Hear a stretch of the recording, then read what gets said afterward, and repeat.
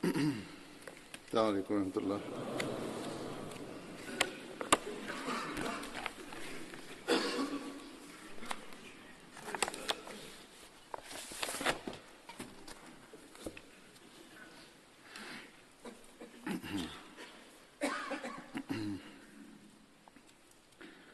أشهد أن لا إله إلا الله وحده لا شريك له وأشهد أن محمدا عبده ورسوله أما بعد فأعوذ بالله من الشيطان الرجيم بسم الله الرحمن الرحيم الحمد لله رب العالمين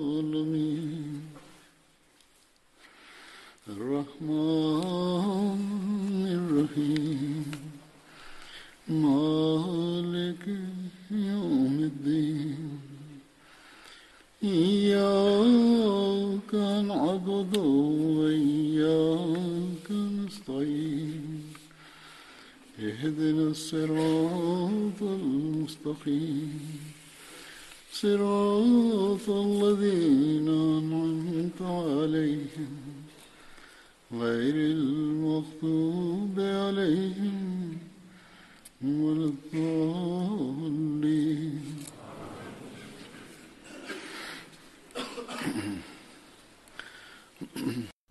Riwayat sahabat Badar yang akan saya sampaikan pada hari ini, yang pertama adalah Hadrat Sa'ib bin Utsman radhiyallahu anhu.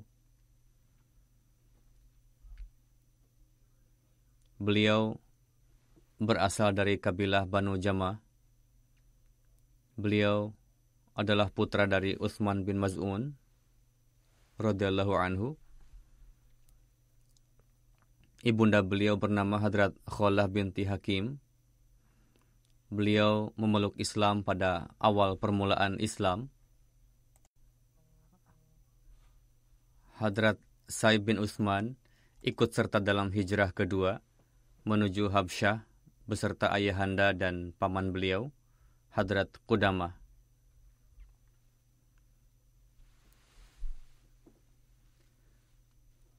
Rasulullah Sallallahu Alaihi Wasallam menjalinkan persaudaraan di antara Hadrat Sa'ib bin Utsman dan Hadrat Harithah bin Suraqah al-Ansari setelah hijrah ke Madinah.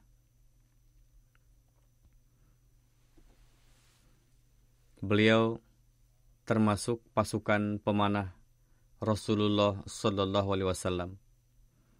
Hadrat Sa'ib bin Utsman ikut serta bersama Rasulullah dalam perang Badar, Uhud, Khandaq, dan perang-perang lainnya.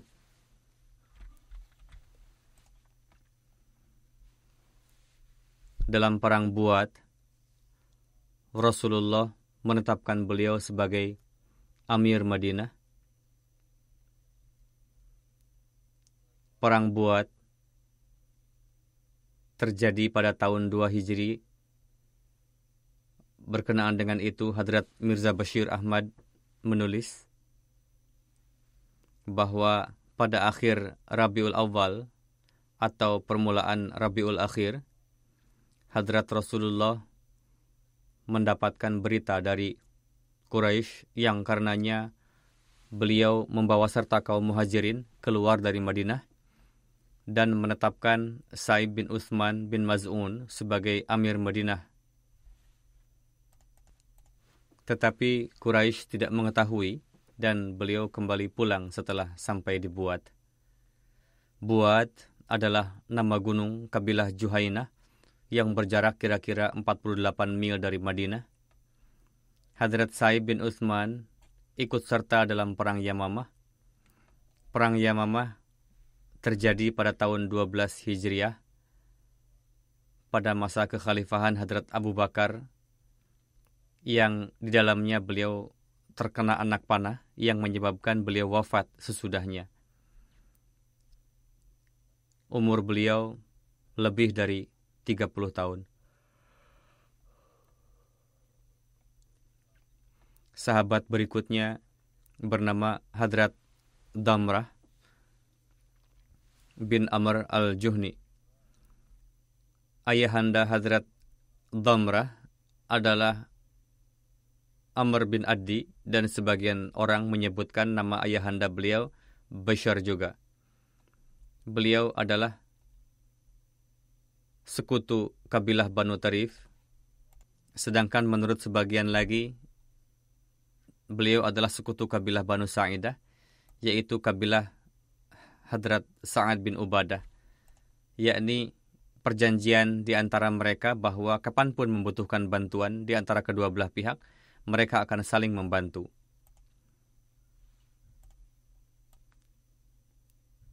Allamah Ibnu Asir menulis dalam Asadul Ghabah bahwa tidaklah bertentangan karena Banu Tarif adalah salah satu cabang Banu Sa'idah. Hadrat Damrah ikut serta dalam perang Badar dan Uhud. Beliau syahid dalam perang Uhud. Sahabat berikutnya bernama Hadrat Sa'ad bin Suhail. Hadrat Sa'ad termasuk kaum Ansar. Sebagian menyebut nama beliau Sa'id bin Sahal. Beliau ikut serta dalam perang Badar dan Uhud. Beliau mempunyai seorang anak perempuan yang bernama Huzailah. Itulah penjelasan tentang beliau yang didapatkan. Selanjutnya Hadrat Sa'ad bin Ubaid. Beliau adalah sahabat perang Badar. Hadrat Sa'ad bin Ubaid ikut serta bersama Rasulullah dalam perang Badar, Uhud, Khandak, serta seluruh peperangan lainnya. Nama beliau disebutkan juga Sa'id. Beliau tersohor dengan julukan Qari. Panggilan beliau adalah Abu Zaid. Hadrat Sa'ad bin Ubaid tergolong ke dalam 4 sahabat di antara kaum Ansar yang mengumpulkan Al-Quran pada masa Rasulullah Sallallahu Alaihi Wasallam. Putra beliau, Umair bin Sa'ad, adalah seorang gubernur di salah satu daerah di Syam pada masa kekhalifahan Hadrat Umar. Berdasarkan sebuah riwayat, Hadrat Sa'ad bin Ubaid adalah imam di Masjid Quba pada zaman Rasulullah Sallallahu Alaihi Wasallam. Pada zaman Hadrat Abu Bakar Siddiq dan Hadrat Umar radhiyallahu anhum, beliau diperintah untuk mengimami juga. Hadrat Sa'ad bin Ubaid syahid dalam perang Qadisiyah pada tahun 16 Hijriah. Pada saat disyahidkan, beliau berusia 64 tahun. Abdurrahman bin Abu Layla meriwayatkan bahwa perang Jisr yang terjadi pada tahun 13 Hijriah, di dalamnya Hadrat Sa'ad bin Ubaid menelan kekalahan dan orang-orang Islam menanggung cukup kerugian. Hadrat Umar bersabda kepada Hadrat Sa'ad bin Ubaid, "Apakah kamu tertarik dengan jihad di negeri Syam? Di sana orang-orang Islam mendapatkan kerugian besar. Jika kamu suka, pergilah ke sana, dan disebabkan oleh kekalahan yang menimpa umat muslim, sehingga pihak musuh menjadi semakin berani." Hadrat Umar bersabda, "Bisa jadi kamu dapat mencuci noda kekalahan yang menimpa diri kamu."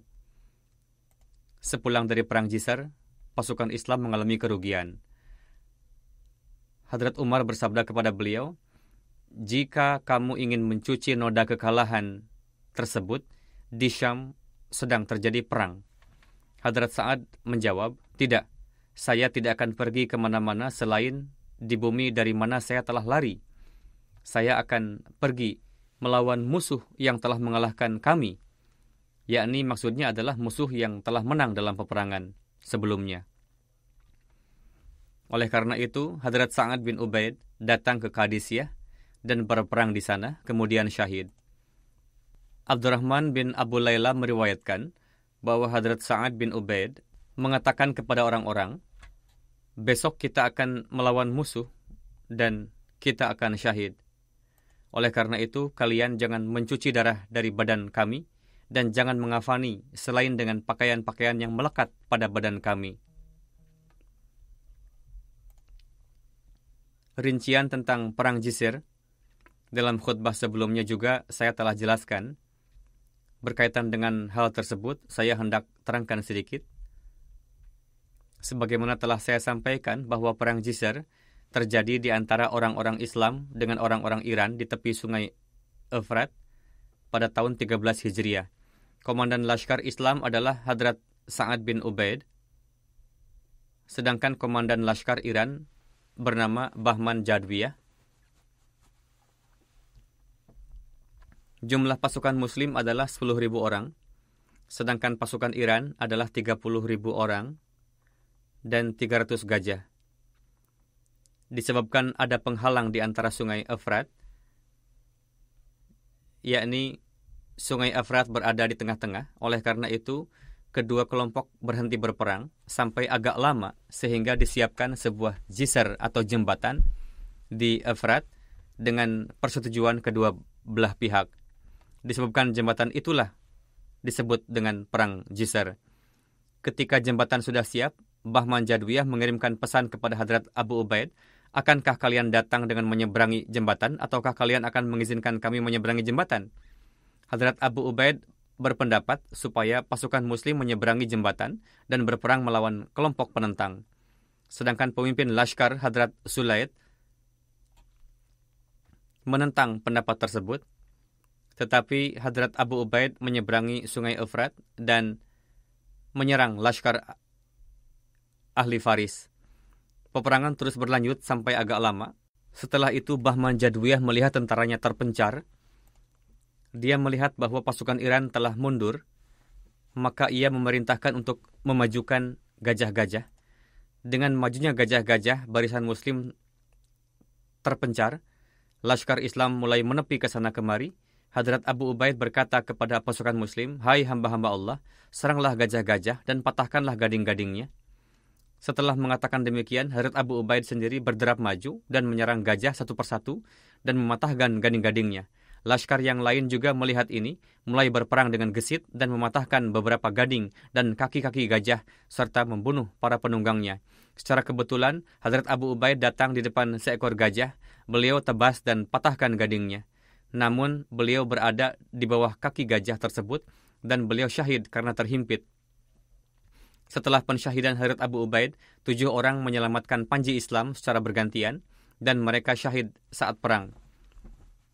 Orang ke-8 adalah Hadrat Musyanna yang mengambil panji Islam dan hendak menyerang kembali dengan penuh semangat, tetapi barisan Laskar Islam terpencar dan orang-orang secara berkesinambungan menyaksikan 7 amir disyahidkan dan mulai berlari ke sana sini.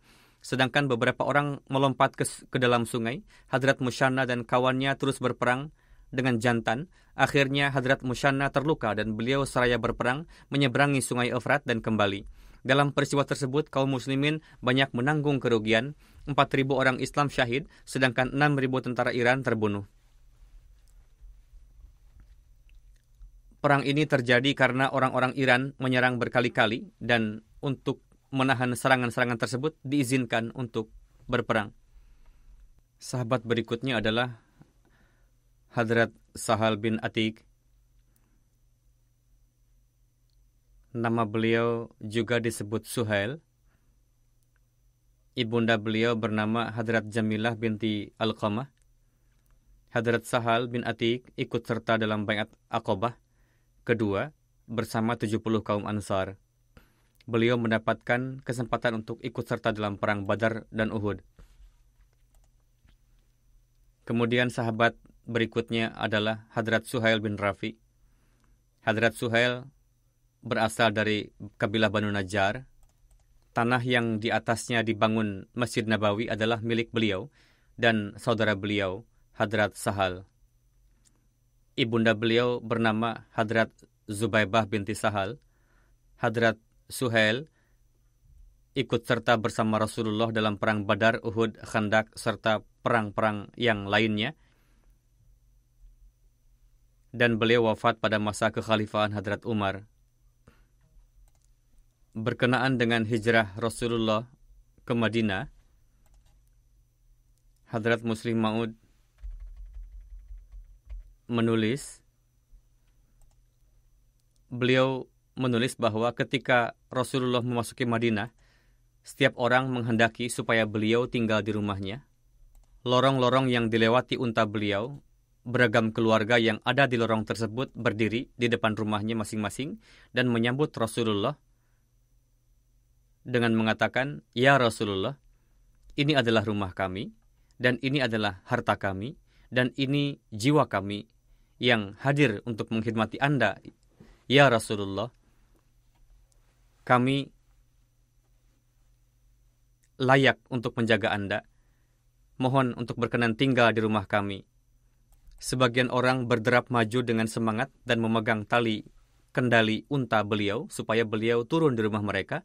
Namun beliau menjawab kepada setiap orang, "Tolong lepaskan unta saya.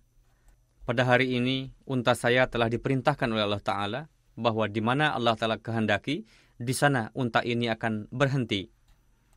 Unta ini akan berdiri di mana Allah Ta'ala kehendaki." Akhirnya, unta mendekati sebidang tanah anak-anak yatim, Banu Najjar di ujung Madinah, dan berhenti di sana. Beliau bersabda, "Nampaknya ini adalah kehendak Allah Ta'ala, supaya kami tinggal di sini."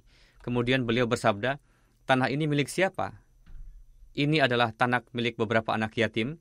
Walinya maju dan mengatakan, "Ya Rasulullah, ini adalah tanah milik yatim si Anu dan si Anu, dan hadir untuk mengkhidmati Anda." Beliau bersabda, "Kami tidak bisa mengambil tanah seseorang secara cuma-cuma." Akhirnya harganya ditetapkan dan beliau memutuskan untuk membangun masjid dan rumah-rumah pada tempat tersebut. Hadrat Mirza Bashir Ahmad menulis rinciannya dalam Sirat Khatamun Nabiyyin sebagai berikut. Pekerjaan pertama setelah bermukim di Madinah adalah pembangunan Masjid Nabawi. Tempat di mana unta beliau berhenti adalah milik dua anak laki-laki Muslim Madinah yang bernama Sahal dan Suhail, yang tinggal dalam pengawasan Hadrat As'ad bin Zurarah. Ini adalah sebidang tanah yang kosong, yakni tanah yang tidak produktif dan sama sekali tak berpenghuni. Di salah satu bagiannya terdapat 1-2 pohon kurma, dan di bagian lainnya ada puing-puing reruntuhan bangunan. Hadrat Rasulullah menyukai tempat ini untuk dibangun masjid dan hujrah beliau. Dan beliau membeli tempat tersebut dengan harga 10 dirham.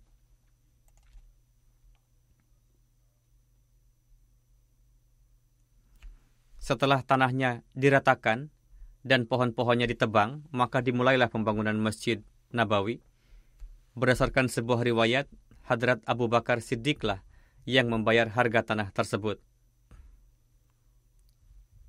Kemudian beliau menulis, setelah tanahnya diratakan dan pohon-pohonnya ditebang, maka dimulailah pembangunan Masjid Nabawi. Hadrat Rasulullah sendirilah yang meletakkan batu pertamanya sambil mendoakannya. Dan sebagaimana halnya yang terjadi di Masjid Quba, para sahabatlah yang mengerjakan pembangunannya. Terkadang Hadrat Rasulullah sendiri ikut serta dalam pengerjaannya. Terkadang sambil mengangkat batu bata, para sahabat melantunkan syair Hadrat Abdullah bin Rawah Ansari berikut ini.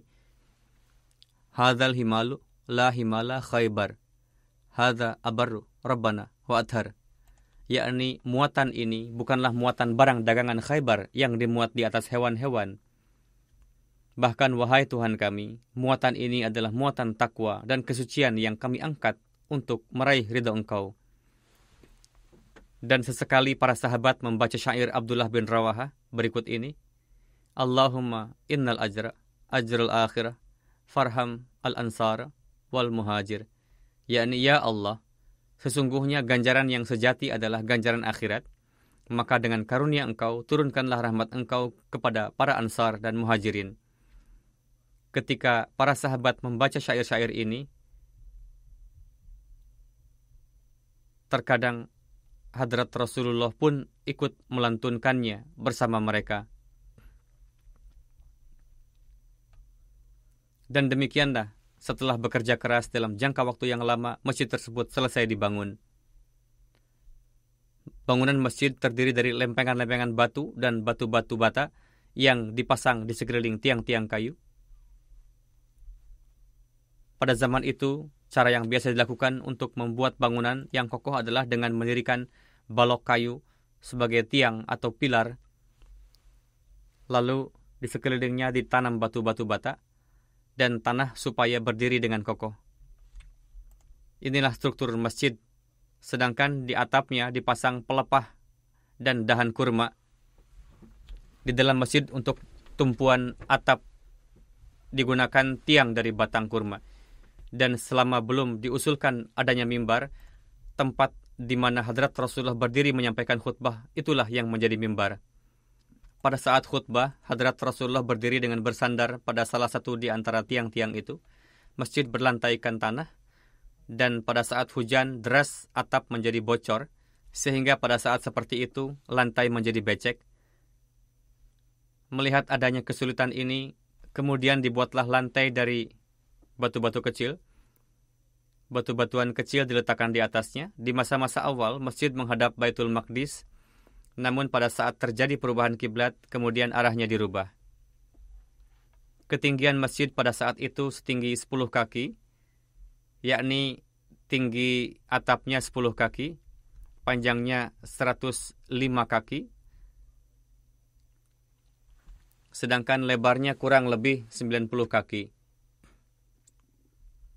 Akan tetapi kemudian belakangan dilakukan perluasan. Area masjid yang luasnya 105 dikali 90 kaki ini pun bisa menampung kurang lebih 1.500 sampai 1.600 jamaah. Di salah satu sudut masjid dibuat satu serambi beratap yang dinamakan sufa. Ini diperuntukkan bagi para muhajirin yang tidak mempunyai rumah. Mereka tinggal di sini dan disebut sebagai ashabus sufa. Seolah-olah pekerjaan mereka siang malam adalah menyertai Rasulullah, beribadah, dan menilawatkan Al-Quran. Mereka tidak mempunyai pekerjaan tetap.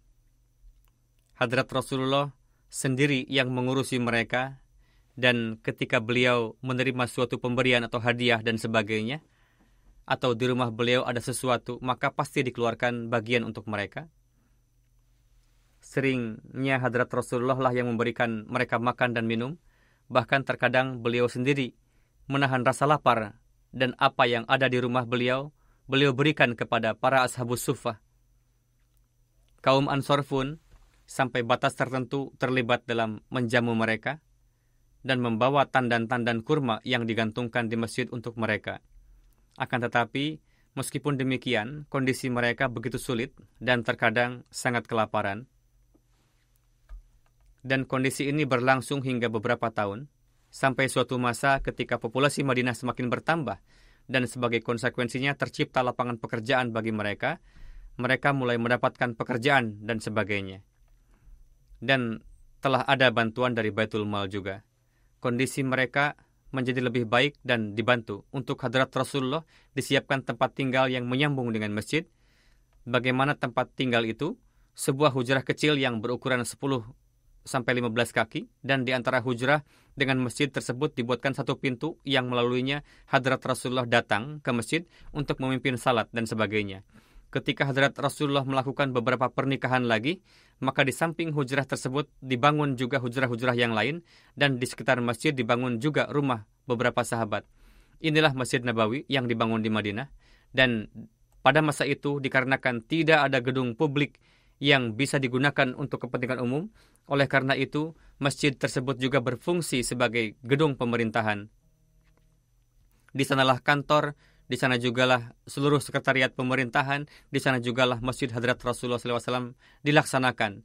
Di sanalah segala macam musyawarah dilaksanakan, di sana jugalah keputusan pengadilan diambil, dari sana jugalah pemerintahan dijalankan, di sana juga digunakan sebagai tempat untuk penyambutan tamu, dan segala macam pekerjaan yang sifatnya kepentingan umum dilaksanakan di masjid tersebut. Dan jika diperlukan, digunakan juga sebagai tempat untuk menahan tawanan perang, yakni para tawanan perang ditempatkan juga di masjid. Dan banyak sekali tawanan perang yang dengan melihat orang-orang Islam, bagaimana mereka melakukan ibadah, kasih sayang, dan kecintaan di antara mereka satu sama lain, sehingga terkadang membuat para tawanan itu masuk Islam. Sir William Muir yang merupakan seorang orientalis yang cukup banyak membuat tulisan yang menentang Islam dan juga hadrat Rasulullah. Akan tetapi mengenai hal itu, ia menulis, meskipun masjid ini dari sisi bahan-bahan bangunannya sangat biasa dan sederhana, namun Masjid Muhammad ini memiliki suatu kedudukan yang istimewa dalam sejarah Islam. Sang Rasul Tuhan dan para sahabatnya melewatkan sebagian besar waktunya di masjid tersebut. Disinilah dimulainya salat berjamaah secara teratur. Di sini jugalah seluruh kaum muslimin berkumpul dengan khusyuk dan khidmat pada hari Jumat untuk menyimak wahyu terbaru dari Allah Ta'ala. Disinilah Muhammad Sallallahu Alaihi Wasallam mematangkan rencana-rencananya untuk meraih kemenangan-kemenangan. Inilah bangunan di mana para delegasi kabilah yang telah ditaklukkan dan bertaubat hadir menghadap beliau. Inilah singgasana yang dari sana perundang-undangan kerajaan dijalankan yang membuat para pemberontak yang jauh di penjuru-penjuru Arab gemetar ketakutan. Dan pada akhirnya, di sisi masjid itulah, di dalam hujrah istri beliau Aisyah, Muhammad Sallallahu Alaihi Wasallam wafat. Dan di tempat itu jugalah dua khalifah beliau dimakamkan berdamping-dampingan. Masjid ini dan hujrah-hujrah yang berdampingan dengannya dibangun kurang lebih 7 bulan. Dan Hadrat Rasulullah datang ke tempat tinggal barunya ini bersama istri beliau, Hadrat Saudah. Beberapa orang muhajirin juga setelah mendapatkan tanah dari kaum Ansar, lalu membangun rumah-rumah di sekitar masjid. Dan mereka yang tidak bisa mendapatkan tanah di dekat masjid, membuat rumah di tempat yang jauh-jauh, dan sebagian mendapatkan rumah yang sudah jadi dari kaum Ansar. Singkatnya, Hadrat Suhail dan saudara laki-lakinya sangatlah beruntung mendapatkan taufik untuk mempersekutukan tanah mereka untuk markaz Islam yang agung ini.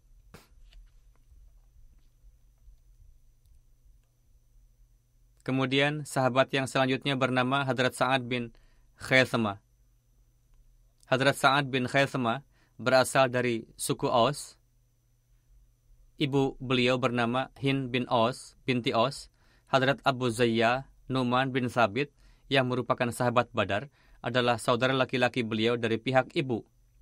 Kunyah atau julukan beliau adalah Abu Khaythmah dan Abu Abdullah. Hadrat Rasulullah Sallallahu Alaihi Wasallam mempersaudarakan Hadrat Sa'ad bin Khaythmah dengan Hadrat Salamah bin Abdul Asad. Hadrat Sa'ad termasuk di antara 12 naqib, yakni pemimpin besar yang pada kesempatan Bai'at Aqabah kedua ditetapkan oleh Rasulullah sebagai naqib kaum muslimin Madinah. Bagaimana ditetapkannya 12 orang naqib tersebut, berikut saya sampaikan rinciannya. Siapa saja nama para naqib tersebut dan apa saja tugas mereka. Hadrat Mirza Bashir Ahmad menulis di dalam Sirat Khatamun Nabiyyin bahwa pada bulan Zulhijjah tahun ke-13 Nabawi, pada kesempatan haji, beberapa ratus orang dari suku Aws dan Khazraj datang ke Mekah. 70 orang di antaranya adalah orang-orang yang sudah masuk Islam dan orang-orang yang ingin masuk Islam. Mereka datang ke Mekah untuk bertemu dengan Hadrat Rasulullah. Mus'ab bin Umair juga beserta mereka. Ibu dari Mus'ab bin Umair pada waktu itu masih hidup, dan meskipun masih seorang musyrik, ia mencintai Mus'ab. Ketika ia mengetahui kabar kedatangan Mus'ab, ia mengirimkan pesan bahwa pertama-tama temuilah saya, barulah pergi ke tempat yang lain. Mus'ab menjawab, saya belum bertemu dengan Rasulullah. Setelah bertemu dengan Hadrat Rasulullah, saya akan datang menemuimu. Oleh karena itu, ia datang ke hadapan Hadrat Rasulullah, bertemu dengan beliau Sallallahu Alaihi Wasallam, dan setelah menyampaikan keperluannya, lalu pergi kepada ibunya. Ibunya duduk dengan sikap marah. Ketika melihat Mus'ab, ia menangis dan mengomel. Mus'ab berkata, Ibu, aku akan sampaikan suatu perkara yang sangat baik kepadamu, yang sangat berguna bagimu, dan akan menjadi penyelesaian pertengkaran-pertengkaran. Ibunya berkata, apa itu? Mus'ab menjawab dengan pelan-pelan, cukup tinggalkanlah penyembahan berhala, dan masuklah Islam, dan berimanlah kepada Hadrat Rasulullah. Ibunya seorang yang pekat dalam kemusyrikan. Mendengar hal itu, ia langsung gaduh dan mengatakan, "Demi bintang-bintang, aku tidak akan pernah masuk dalam agamamu." Lalu ia menangkap dan mengurung Mus'ab, namun beliau berhasil melarikan diri. Singkatnya, Hadrat Rasulullah sudah mengetahui kedatangan kaum Ansar dari Mus'ab, dan beberapa orang dari antara mereka secara perorangan telah bertemu dengan beliau.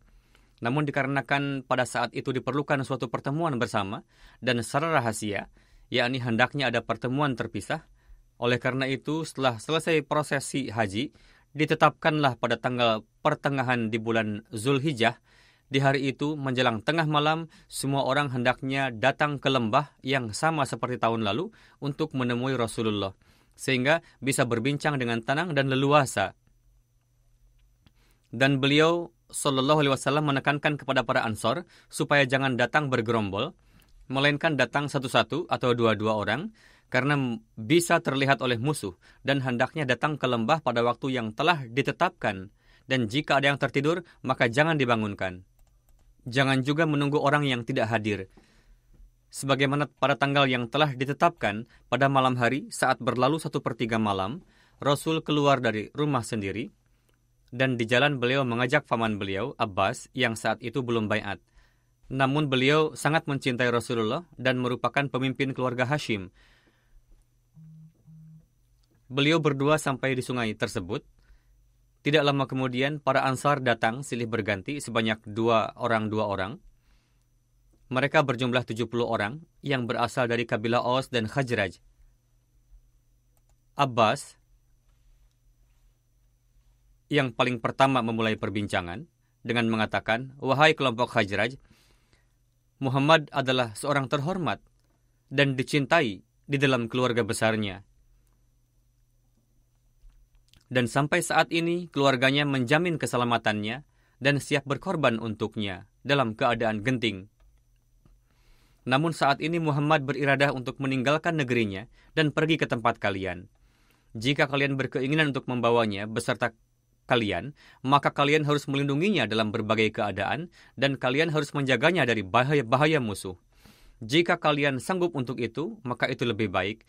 Jika tidak, sampaikan saja terus terang saat ini juga.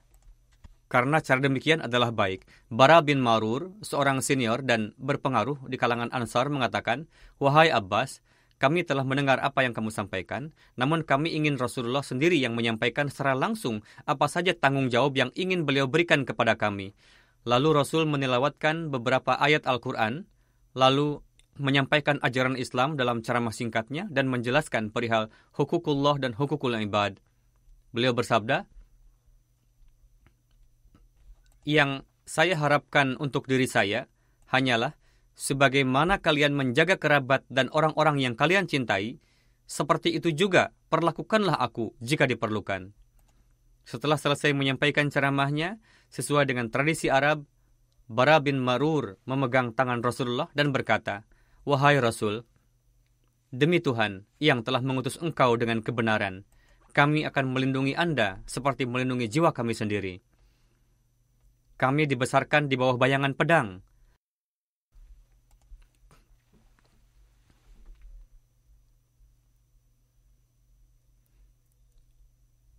Belum lagi selesai ucapannya itu, Abul Haytham bin Taihan yang tengah duduk di sana memotong perkataannya.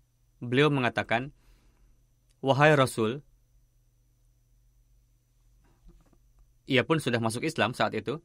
Beliau mengatakan, "Yahudi Yasrib memiliki hubungan kedekatan sejak lama dengan kami. Jika kami menjalin hubungan dengan Tuhan, maka mereka akan memutuskan diri dari kami. Jangan sampai ketika Allah memberikan kemenangan kepada Anda nanti, lantas Tuhan akan meninggalkan kami kembali ke negeri Tuhan. Sehingga posisi kami tidak ke sana dan tidak juga ke sini." Lalu sambil tersenyum, Rasul bersabda, Tidak akan terjadi demikian. Darahmu akan menjadi darahku, kawanmu akan menjadi kawanku, musuhmu akan menjadi musuhku." Setelah melihat ke arah kawan-kawannya, Abbas bin Ubadah Ansari mengatakan, "Wahai manusia, fahamkah kalian apa maksud dari perjanjian ini? Maksudnya adalah kalian harus siap untuk menghadapi setiap kulit putih dan hitam. Kalian harus selalu siap untuk menghadapi orang yang memusuhi Rasulullah dan bersedia untuk menghadapi segala pengorbanan."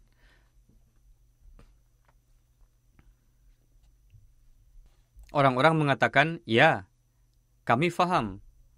Namun, sebagai balasannya, apa yang akan kami dapatkan? Orang-orang bertanya kepada Rasul, kami akan siap melakukan segalanya, namun apa yang akan kami dapatkan? Rasul bersabda, kalian akan mendapatkan surga Allah Ta'ala yang merupakan nikmat yang paling tinggi.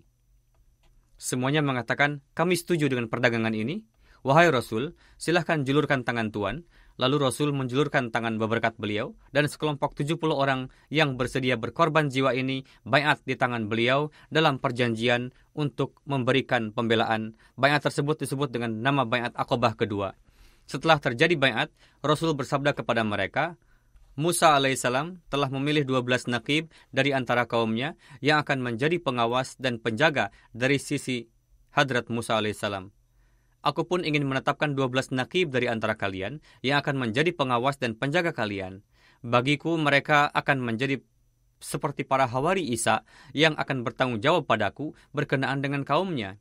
Silahkan usulkan nama salah seorang yang cocok dari antara kalian. Lalu dipilihlah 12 nama dan disetujui oleh Rasul. Mereka ditetapkan sebagai pengawas bagi berbagai kabilah, lalu dijelaskan tanggung jawabnya. Untuk beberapa kabilah telah ditetapkan 22 naqib oleh Rasul. Nama-nama para naqib diantaranya sebagai berikut. Asad bin Zurarah, Usaid bin Hudair, Abul Haytham, Malik bin Taihan, Sa'ad bin Ubadah, Bara bin Marur, Abdullah bin Rawaha, Ubadah bin Samit, Sa'ad bin Rabi, Rafi bin Malik, Abdullah bin Amru, dan Sa'ad bin Khaisamah yang tengah dibahas saat ini, termasuk salah satu naqib, dan Munzir bin Amru. Ketika hijrah ke Madinah, Hadrat Rasulullah tinggal di rumah Hadrat Kulsum bin Al-Hadam di Ka'bah. Diriwayatkan juga bahwa Rasul tinggal di rumah Hadrat Sa'ad bin Khaisamah. Dalam riwayat lain juga dijelaskan bahwa memang Hadrat Rasulullah tinggal di rumah Hadrat Kulsum bin Al-Hadam. Namun ketika Rasul keluar dari rumah beliau untuk mengadakan majelis dengan orang-orang, Rasul biasa tinggal di rumah Hadrat Sa'ad bin Khaisamah. Pasca baiat Aqabah pertama, ketika Rasul mengutus Hadrat Mus'ab bin Umair untuk memberikan tarbiyat kepada umat muslim, beberapa saat kemudian beliau meminta izin kepada Rasul untuk salat Jumat, dan Rasul mengizinkannya dan memberikan petunjuk berkenaan dengan ibadah salat Jumat. Berdasarkan petunjuk tersebut, salat Jumat pertama yang dilaksanakan di Madinah bertempat di rumah Hadrat Sa'ad bin Khaisamah bersumber dari Tabaqatul Kubra.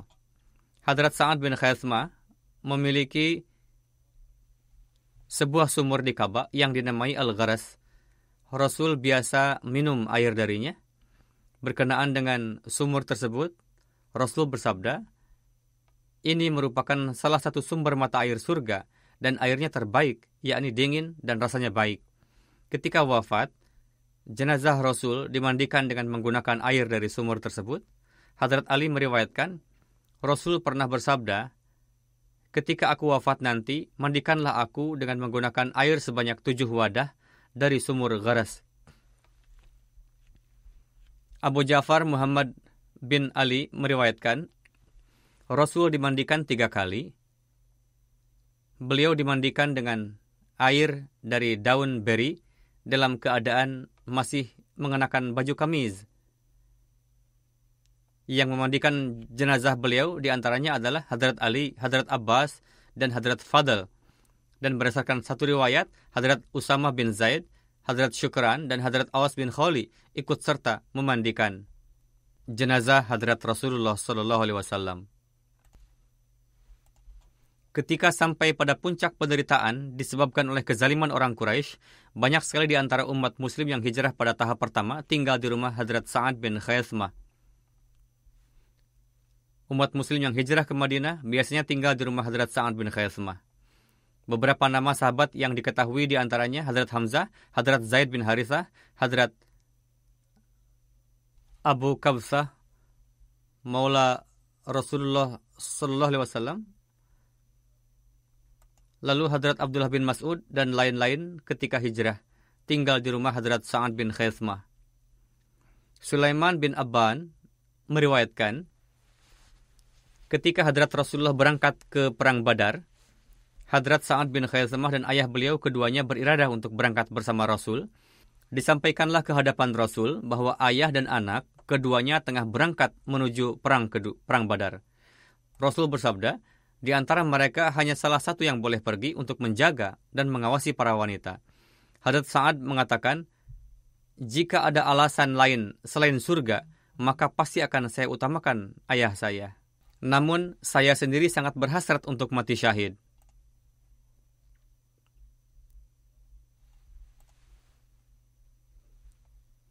Lalu keduanya mengundi, ternyata yang keluar adalah nama Hadrat Sa'ad. Sehingga beliaulah yang ikut berperang bersama dengan Rasul, dan akhirnya beliau syahid pada Perang Badar. Beliau disyahidkan oleh Amru bin Abi Abdud. Berdasarkan riwayat lain, Aimah bin Adi yang mensyahidkan beliau, dan Aimah berhasil dibunuh oleh Hadrat Hamzah pada Perang Badar. Hadrat Ali berhasil membunuh Ammar bin Abdud pada Perang Khandaq. Hadrat Ali bersabda, pada saat Perang Badar, ketika siang hari kedua pasukan saling bertempur,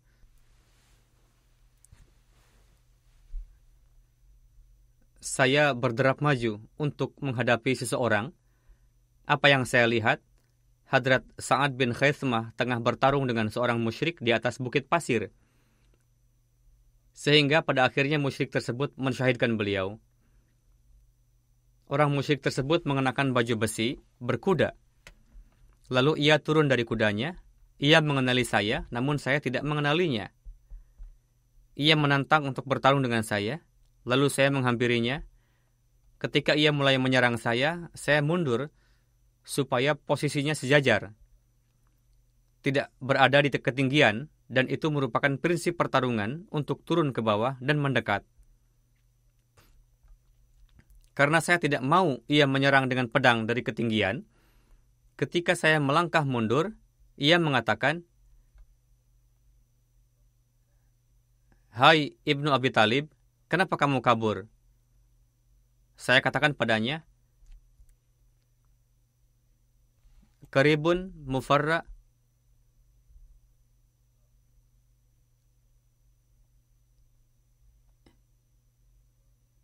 Ibnu Ishtira, artinya kaburnya putra Ishtira adalah dekat, yakni mustahil.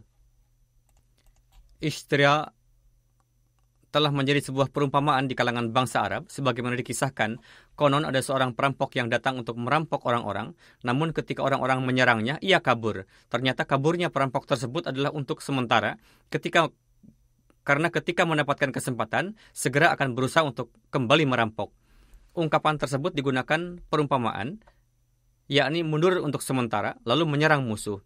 Hadrat Ali mengatakan, ketika langkah saya terhenti dan ia sudah mendekat, lalu ia menebaskan pedangnya padaku dan aku tahan dengan tamengku, lalu aku tebaskan pedangku di pundaknya sehingga pedangku menembus baju besinya.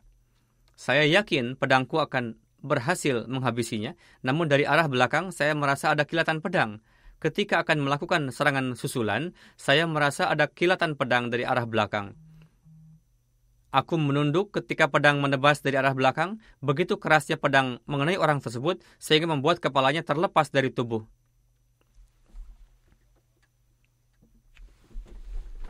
Hadrat Ali berkata, ketika saya menengok ke belakang, ternyata Hadrat Hamzah. Hadrat Hamzah mengatakan pada orang itu, rasakan pukulanku, aku adalah anak Abdul Muttalib. Dari riwayat ini kita ketahui bahwa Taimah bin Adi telah mensyahidkan Hadrat Sa'ad, dan ia sendiri pun terbunuh di sana.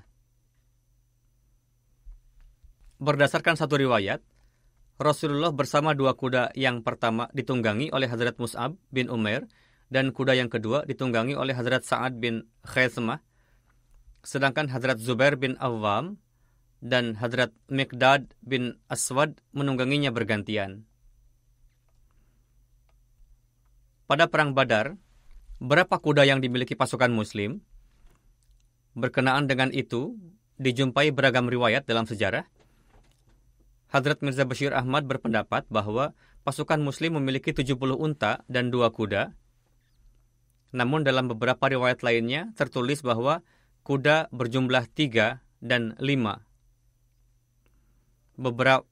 Berapapun sarana, unta atau kuda, jika dibandingkan dengan jumlah yang dimiliki pasukan kufar, sangatlah jauh berbeda.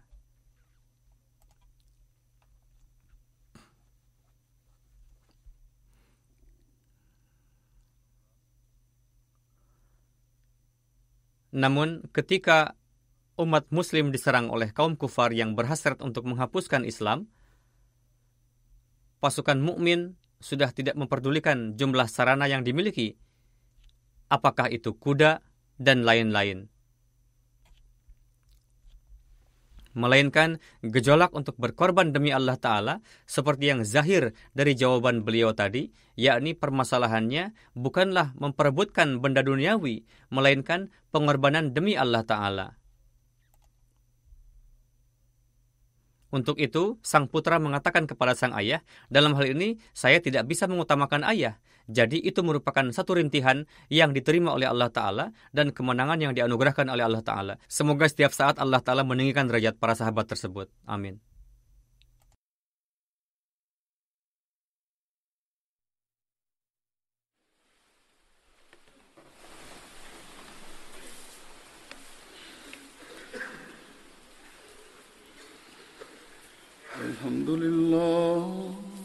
Alhamdulillah, nahmaduhu wa nasta'inuhu wa nastaghfiruh wa nu'minu bihi wa natawakkalu alayhi wa na'udzu billahi min shururi anfusina wa min sayyiati a'malina.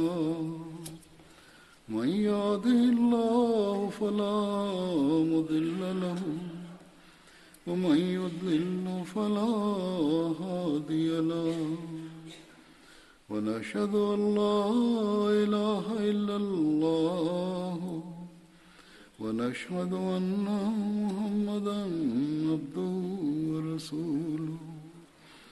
عباد الله رحمكم الله، إن الله يأمر بالعدل والإحسان وإيتاء ذي القربى وينهى عن الفحشاء والمنكر والبغي يعظكم لعلكم تذكرون.